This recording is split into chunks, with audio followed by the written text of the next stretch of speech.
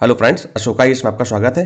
Friends, कल एक video हम लेकर के आए गए थे कि कॉमन सेंस से भी प्रश्न सॉल्व हो जाते हैं, जिसमें 2025 का हमने लेटेस्ट बिल्कुल प्रश्न लिया और आपको दिखाया।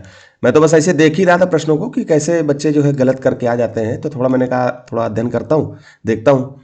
तो मैंने यहाँ पर देखा और मैंने खुद अप्लाई किया। अब मैंने कुछ प्रश्न और निकाले हैं ऐसे 25 के, में कम से कम 30-40 सवाल तो मैं आपको करा ही दूंगा, जो मतलब नॉर्मल आप अगर सब्जेक्ट को पढ़ते हो, बेसिक आपका कवर है, और बेसिक कवर होने के बाद थोड़ा सा अगर आप कॉमन सेंस लगाते हो तो प्रश्न आपको हाथ में होगा। ठीक है, तो मैंने आज जो है प्रश्न जो लिए हैं वो कॉमन सेंस के साथ साथ थोड़ी आपकी बेसिक समझ अगर आपकी अच्छी होगी तो प्रश्न आपके हाथ में होगा। ठीक है, तो हम चलते हैं सीधे प्रश्नों पर।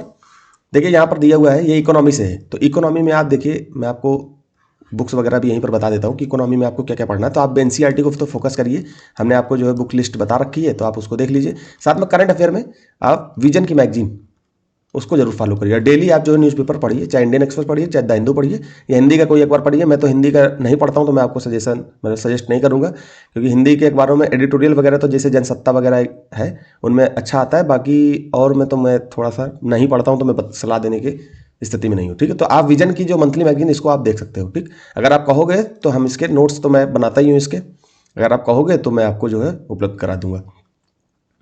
तो देखिए हम यहाँ पर क्या कर रहे हैं, क्वेश्चन को पढ़ना। बिल्कुल देखिए, जब भी क्वेश्चन पढ़िए बिल्कुल शांत स्वभाव से पढ़िए, बिल्कुल धीमे पढ़िए। और मैंने कल भी एक प्रश्न की चर्चा करते हुए ये चीज़ बताई थी कि जैसे कोई व्यक्ति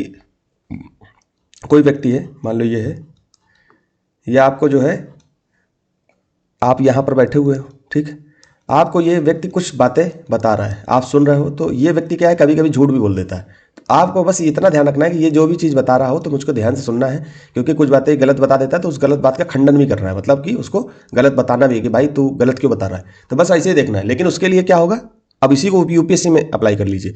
अब यूपीएससी में क्या होगा कि जब वो गलत चीज़ बता रहा है तो आप उसको पकड़ लें और पकड़ के उसको हटा दें। तो वैसे यूपीएससी का जैसे ये प्रश्न है, इसमें से जो चीज़ आपको गलत जैसे लगे वैसे उसको तुरंत काट लेना है कि यार ये फर्स्ट नंबर कथन मुझे सही नहीं लग रहा, इसको हटा दो। ठीक है, यहाँ पर मैं ऐसे बताऊंगा।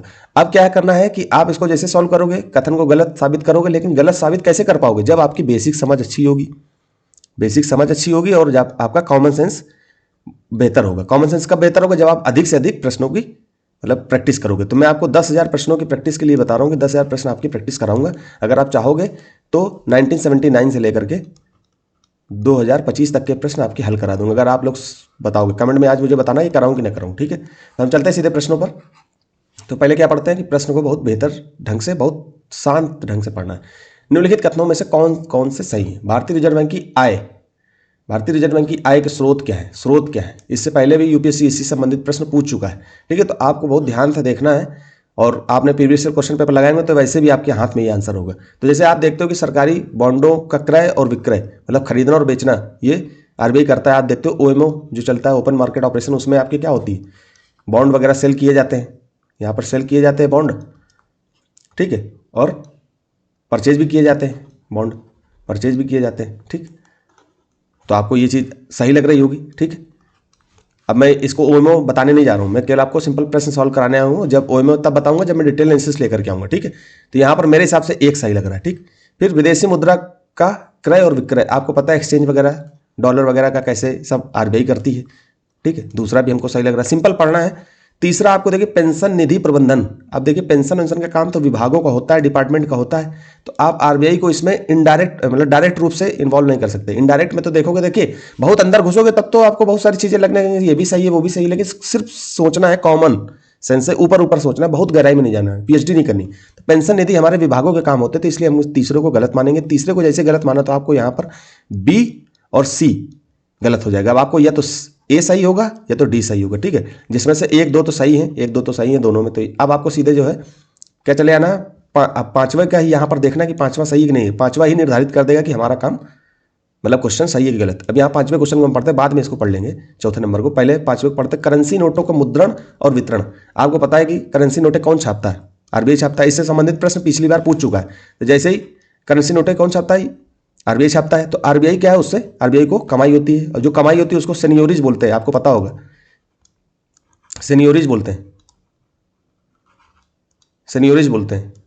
सेनियोरिज मतलब जो करेंसी से कमाई होती है आरबीआई की। तो इस हिसाब से मेरे हिसाब से डी आंसर इसका होगा।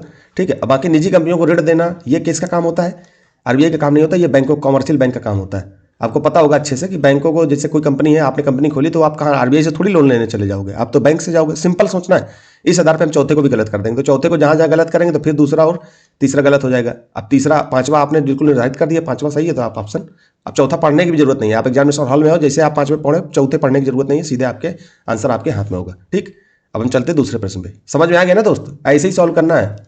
दूसरे प्रश्न पे जाते हैं। सिंपल, आपको देखिए जैसे ही आपको बेसिक समझ आपकी इकोनॉमी की बेहतर है, आप इसको क्वेश्चन को कर लोगे आराम से। निम्नलिखित कथनों पर विचार कीजिए। प्रश्न को पढ़ते हैं। 10 नंबर प्रश्न है, ये ए सीरीज का ही प्रश्न मैं करा रहा हूँ, ए सीरीज आप डाउनलोड कर लेना, ठीक है, यूपीएससी की वेबसाइट से। अब जैसे ही आपने जो है पढ़ा पहला कथन कैसे, अब यहाँ पर ये भी पढ़ लेना है कि ये कहीं पर यहाँ पर सही नहीं लिखा होता है तो हम लोग यहाँ पर गलती कर देते, तो इसको आपको जो है आराम से पढ़ना है। ऊपर कथनों में से कौन सा सही है। ठीक, पहला कथन पढ़ना है। क्या लिखा है पहला कथन, पूंजीगत प्राप्तियां देयता का सृजन नहीं करती हैं। पूंजीगत, मान लो कोई आपको जो है पैसा दे देता है, ठीक है, तो वो आप उसका क्या है, देयता का सृजन करती हैं, लिखा है ना। जैसे मैंने आपको 10 रुपये दिया तो आपको वापस लौटाना है, मतलब आपके ऊपर लाइबिलिटी है इसकी, मतलब आपको सृजन करती हैं। मतलब कि पूंजीगत प्राप्तियां आपको अगर कहीं से उधार मिल गया, पैसा मिल गया, मान लो विदेशों से पैसा, देश को, भारत को क्या मिल गया, विदेशों से पैसा मिल गया, तो विदेशों से पैसा जो मिल गया, मान लो 100 रुपये उन्होंने विदेशों से लिया, तो विदेशों को वापस भी तो करना है। इसका मतलब हमारी लाइबिलिटी भी है उनके प्रति, हमको पैसा तो मिला लेकिन हमारी लाइबिलिटी भी है, तो लाइबिलिटी का सृजन करती है। ठीक, या सरकार की परिसंपत्तियों में कमी लाती है। परिसंपत्तियों में कमी कैसे, जैसे मान लो कि सरकार की कोई जमीन पड़ी हुई है, ठीक है, सरकार ने उस जमीन को क्या कर दिया, बेच दिया। ठीक है, सिंपल समझेंगे। वैसे पीएसयू वगैरह का भी उदाहरण मैं ले सकता हूं, लेकिन हम पीएसयू को क्यों लें, उलझाने वाली कोई चीज क्यों लें। सिंपल लें कि सरकार की एक जमीन पड़ी हुई है रोड के किनारे, सरकार उसने उसको जमीन को बेच दिया। ठीक, जैसे बेचा तो सरकार को उससे क्या हो गया, पैसा प्राप्त हो गया, तो इसका मतलब ये संपत्ति क्या होगी, सरकार की कम हो गई, खत्म हो गई, तो इसका मतलब क्या हो गया, सरकार की परिसंपत्तियों में कमी लाती है। तो एक सही है। ठीक, इस आधार पे हम देखेंगे कि एक जहां जहां सही है वो चीज सही हो सकती है। ए सही हो सकता है, सी सही हो सकता है, डी सही हो सकता है, बी को हमने कट कर दिया, हटा दिया। अब वही जो पहला वाला कॉन्सेप्ट आपका अगर क्लियर है तो दूसरा भी आपका आंसर उसी कॉन्सेप्ट से सही हो जाएगा। अब जैसे जो चीज हमने यहां सोची थी वही चीज यहां पर बता रहा है कि उधार ग्रहण, मतलब विदेशों से हमने 100 रुपए लिया, वो हमने उधार ग्रहण किया। और विनिवेश पूंजीगत, विनिवेश का मतलब क्या होता है, बेचना। जैसे कि सरकार ने अपनी जमीन विनिवेश कर दी, मतलब बेच दी, ठीक है, तो वो विनिवेश।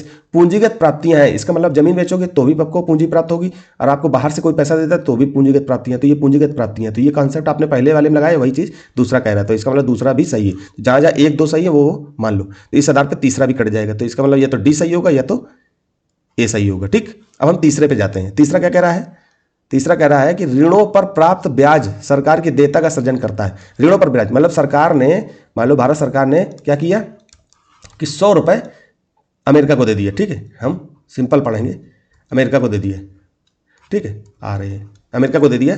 अमेरिका को कितने रुपए दिए, 100 रुपए। ठीक है, अब 100 रुपए में अमेरिका जो है भारत को जो है 25 या मान के चलो कि 10 रुपए जो है ब्याज देता है, मतलब कि इंटरेस्ट देता है। ठीक है, इंटरेस्ट।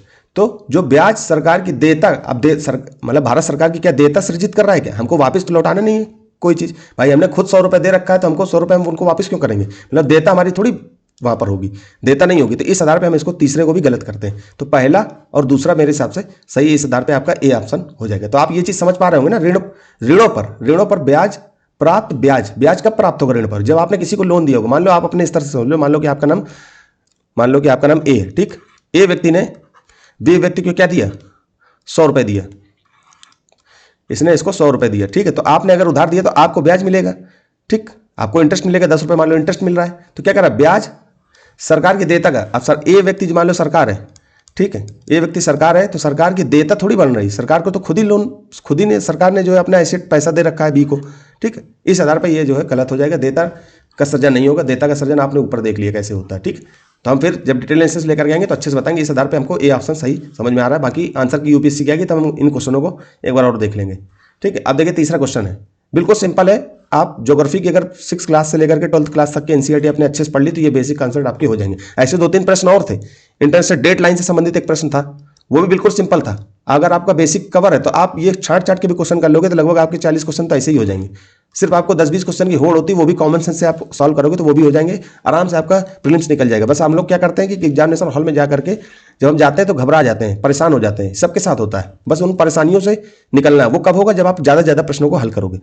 निम्नलिखित कथनों पर विचार कीजिए। नीचे हमने पढ़ा उपरोक्त कथनों में से कौन सा सही है। ठीक, सही को हमने मार्क कर लिया। अब क्या कह रहा है, पहला कथन, वायुमंडल के बिना, वायुमंडल जैसे मान लो ये हमारी पृथ्वी है तो ऊपर हमारा वायुमंडल है ना चारों तरफ, तो वायुमंडल के बिना, अगर वायुमंडल ना होता तो भूपृष्ठ, ये हमारी पृथ्वी है, इस भूपृष्ठ पर सर्वत्र हर जगह तापमान हिमांक के बहुत नीचे चला जाता, मतलब कि टेम्परेचर माइनस से भी नीचे चला जाता, जहां पर हिम जमती है उससे भी नीचे चला जाता है, हिमांक से। ठीक है, तो ये बात हमको जहां तक सही लग रही, ठीक, मतलब ये हम समझ रहे हैं कि ये सही होगा।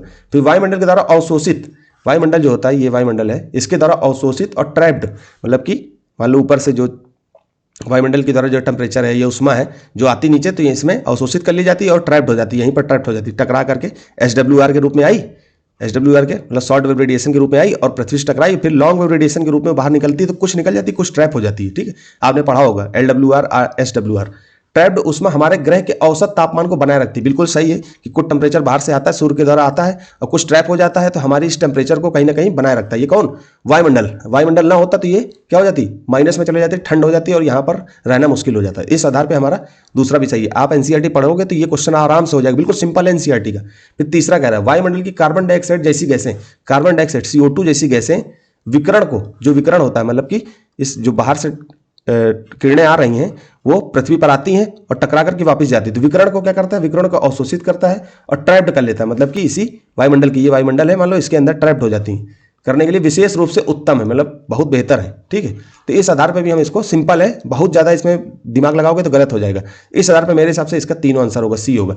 अब इसमें जैसे कई लोग होंगे क्या करेंगे, ज़्यादा दिमाग लगाने लगेंगे, वो क्या है कि बेसिक नॉलेज अपना भूल जाएंगे, केवल देखेंगे एलिमिनेशन कहीं लग जाएगा क्या, तो वो देखेंगे कि यहाँ पर विशेष रूप से उत्तम है, कहोगे अरे यार ये चीज़ बहुत अलग बता रहा है, कहीं यही तो नहीं गलत है। इस आधार पर सी को काटा, यूपीएससी ने रख ही रखा है, तुरंत तुम बी में लगाओगे, जैसे बी लगाए वैसे पीछे हो गए। यूपीएससी इसी हिसाब से पेपर सेट करता है। ये आप टेस्ट सीरीज लगाओगे, वहां पर इस टाइप के क्वेश्चन आपको सॉल्व करने को नहीं मिलेंगे, क्योंकि वहां पर ऐसी यूपीएससी जैसी सिस्टम क्वेश्चन बना पाना असंभव होता है। यूपीएससी ने बहुत सोच समझ के बनाता है क्वेश्चन। ठीक है, तो टेस्ट सीरीज में आपको केवल प्रैक्टिस हो जाती है, आपका रिवीजन हो जाता है। बाकी आपको अगर अपने माइंड को डेवलप करना है यूपीएससी के हिसाब से, तो यूपीएससी के प्रश्नों को ही लगाना पड़ेगा। अगर आप कहोगे तो 1979 से मैं सारे प्रश्न 2025 तक करा दूंगा, अगर आप चाहोगे तो। ठीक, तो फिर यहीं तक रखते दोस्तों, और कल फिर आप लोग कहोगे तो इसी तरह के क्वेश्चन 2024 के, 23 के सब कराता रहूँगा। तो यहीं तक रखते दोस्तों, धन्यवाद।